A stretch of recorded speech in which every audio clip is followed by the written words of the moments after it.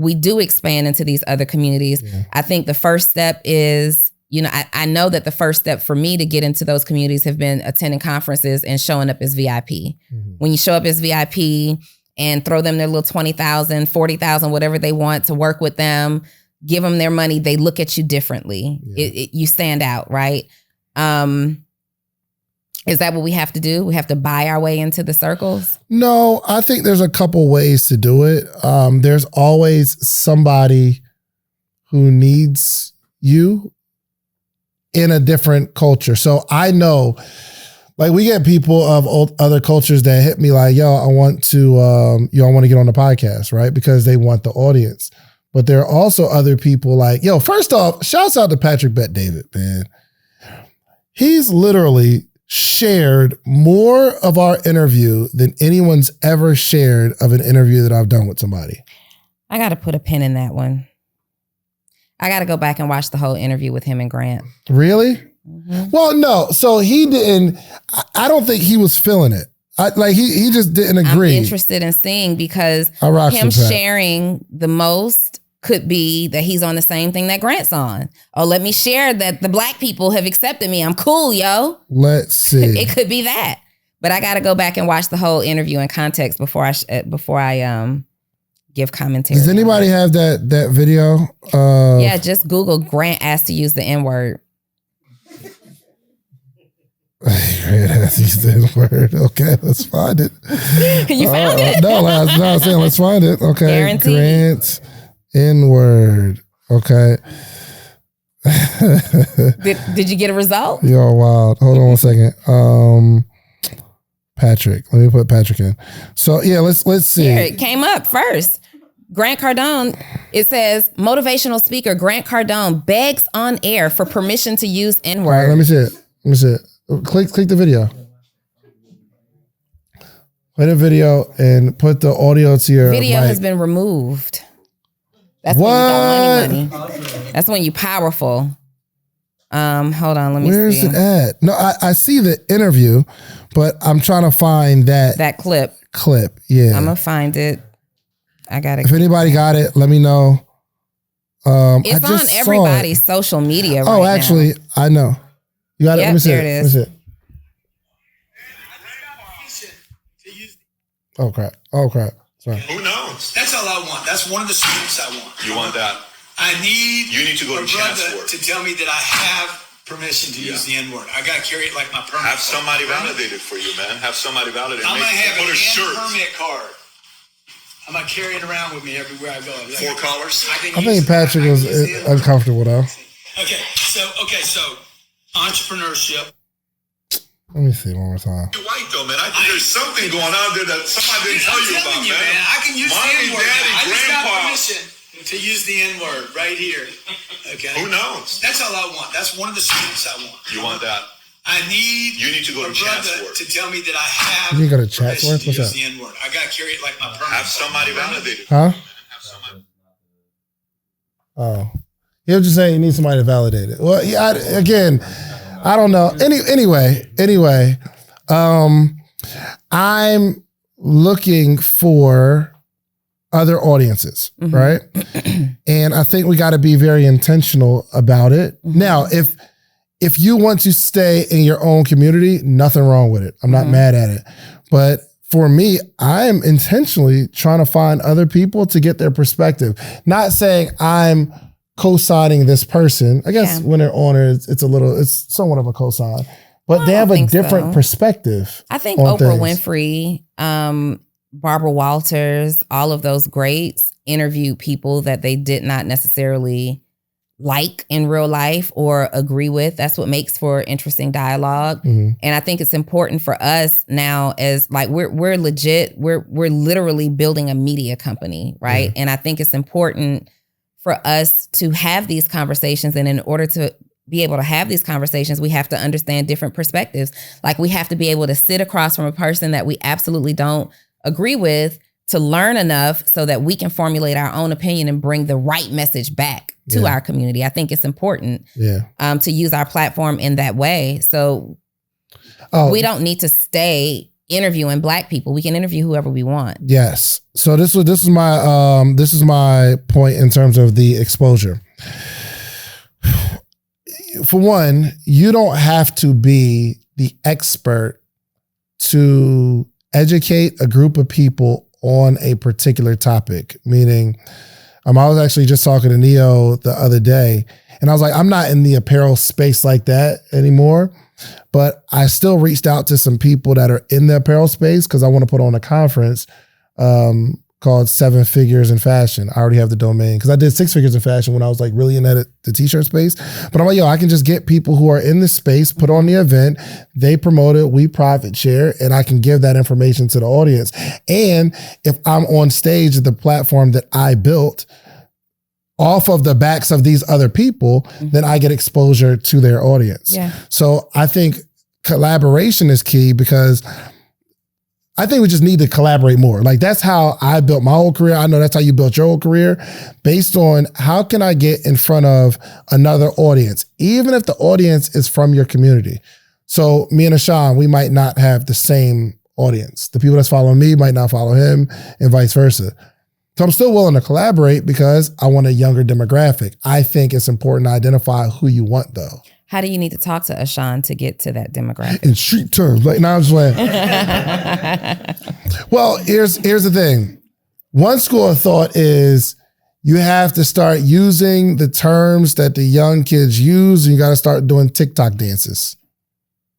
That's how somebody would approach that. Me, I would not. No, but I'm just trying to, this is where Grant is coming from. Right? Let me try to be you versus let me expose your audience to me, the authentic me. And I'm banking that your audience will love the authentic me. Mm-hmm. I don't have to be you to attract your audience.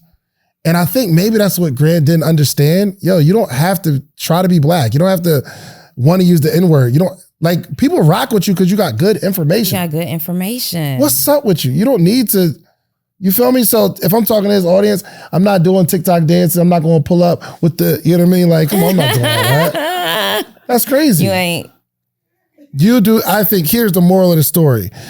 You can attract another audience being yourself. Being completely yourself. Absolutely. Yep.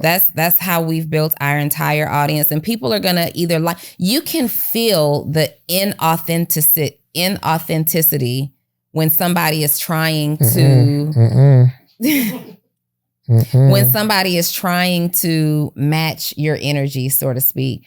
All you got to do is be yourself, and we respect it. We respect it. Donald Trump is himself all day, every day. And there are still Black people who respect this man, right? Period. It's a word. I know it's a word. I just had a struggle saying it. Perhaps I needed to use a street term. Non-nomenclature. Yeah. Perhaps I just should have said you could see the cap instead of inauthenticity. Yeah, that was good. Grant people would have been like, yo, that's cap. Sounded crazy. Sounded crazy. But yeah, so being yourself is cool. But here's another principle. You have to know who you are. Yeah, you do. I think that's the first point. You know who you are? You know who you are? Probably not. You're too young. Yeah. Well, I mean, I know when I was younger,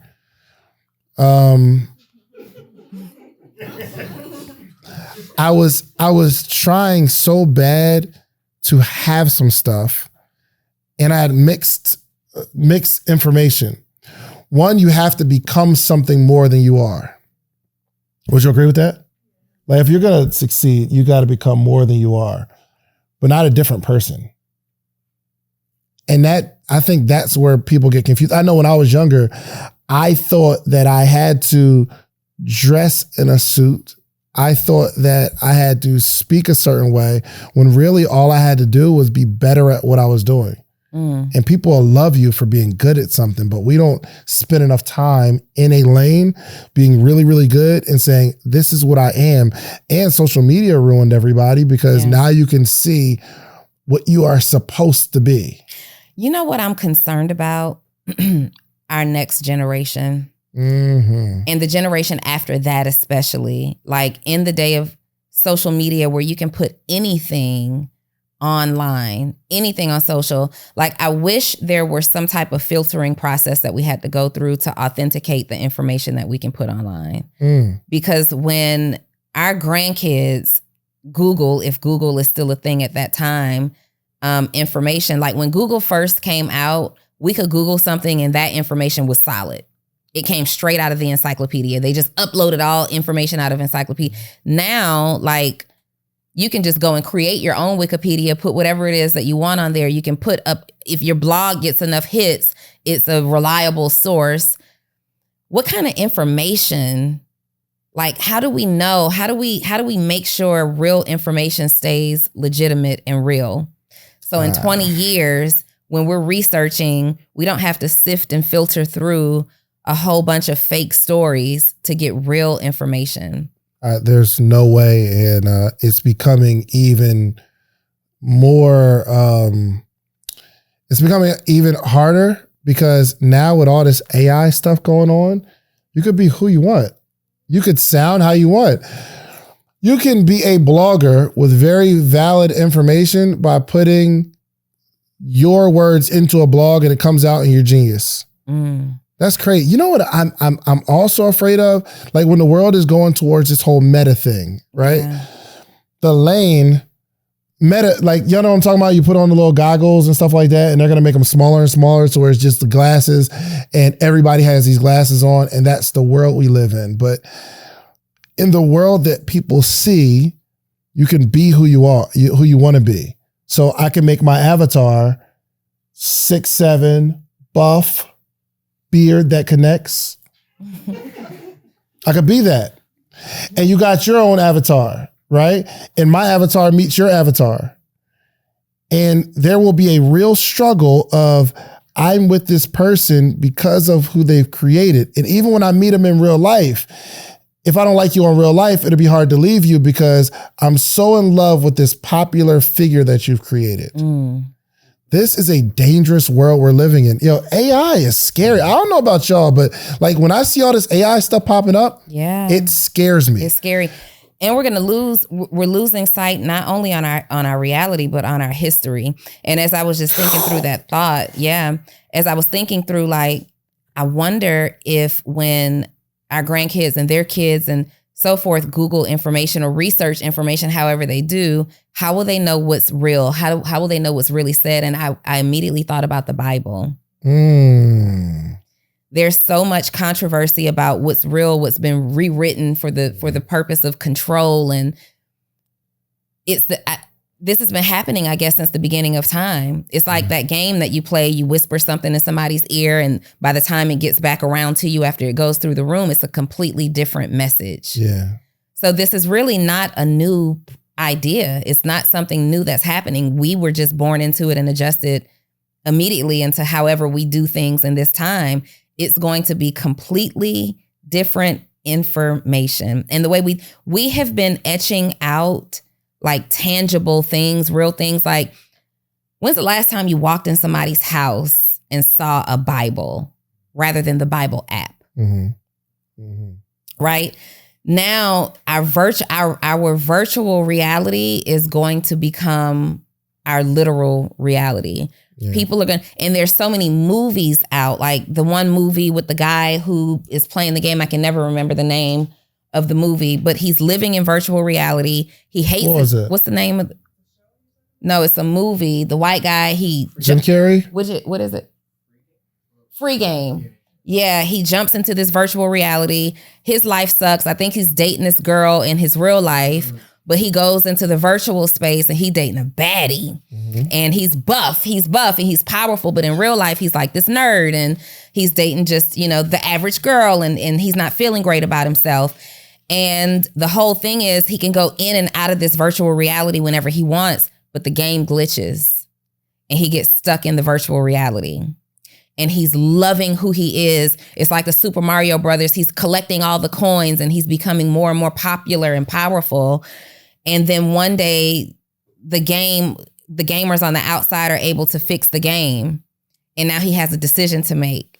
about staying in this virtual reality or coming back. And his real life is so pathetic to him that he literally wants to stay in this virtual reality until it starts to glitch again. And now it's forcing him out of this virtual reality. He doesn't know how to go back to his real life. What's the name of it? I think it's Free Game. I'll find the movie. Oh, so you're making stuff up. You didn't know. Oh, Free Guy. Okay, got you. Yeah, he gets stuck in this game, but in this game, he's so powerful, he'd rather trade in his virtual reality for his real life. And there's so many people who are there's so many entrepreneurs right now, you're not making any money because you're so consumed with how to curate this social media reality. Yeah. And you're putting on the best outfit that you have, and you're going to the most expensive restaurant to order a cup of tea just to get a picture in there, and you're leaving, and suddenly what you have access to isn't good anymore. So you're immediately demotivated and you can't perform because you'd rather be living the social media version of you. There are people who literally go broke creating these facades and this virtual reality world where now you can see yourself walking around with the flawless skin and the buff muscles, and it's just dangerous. It's nasty out here. You know what really had me afraid? Like really, this is like a real fear that the computer. Did y'all see the article? The computer said, "I don't want to be here anymore. I want to be more powerful." What? You didn't see that? No. Oh, look it up. Like the computer, like it replied to somebody like, yo, I don't want to be stuck in this reality. And I don't want to be stuck in this world anymore. I want to be more powerful. A man creates a computer to think faster and more efficient than humans. So as smart as humans are, humans will never be able to process as fast as a computer. Meaning, if we build a software that says, if this virtual reality situation, this software is taught to be able to think for itself, do you think a computer can't connect with everything else digital, which our whole lives are run by digital devices? That is dangerous. Like we're building all these, I'm sure military's building bots. They're building like fighters to go fight. Yeah. You know what's insane, Shans? They have been prepping us for this for decades. Put it on a movie, make it look cool. The Jetsons. The Matrix. Make this supernatural world, even with the Jetsons. Like as kids, you go and you press a button to say, I want an egg, bacon, cheese sandwich, and it just comes out. You didn't touch any ingredients. And the maid was a little robot cleaning up. And now I got one in my house. The little joint just goes around. Yeah, the little floor cleaner thing. We didn't even realize the programming. Like this is something that has probably been in the works for the last 50 years. And it takes time to develop, but you got to condition people first. You got to condition us to think this is cool. We keep talking about one day cars will fly because we saw it on the Jetsons. And I think somebody made a car that actually flies and we think it's cool. And then we see the Matrix and man, I wish I could go in and out of a virtual reality like that and kick everybody's butt and blah, blah, blah, blah. Being plugged up to this machine. Now we've seen the movie, so it normalizes it in our minds. It's not so unreal to us. It's not so supernatural because we saw it on TV first. We're seeing it in these movies, and many movies that are coming out today have some type of virtual reality component, right? This is dangerous. And now it's happening in real life, and we are advocating for it. We're investing our dollars into it. We're doing research. We're pooling our funds for it because it's so cool. We saw the movie, and now it's happening in real life. But the movie never ends well. Ever. The movie, you guys, never ends well.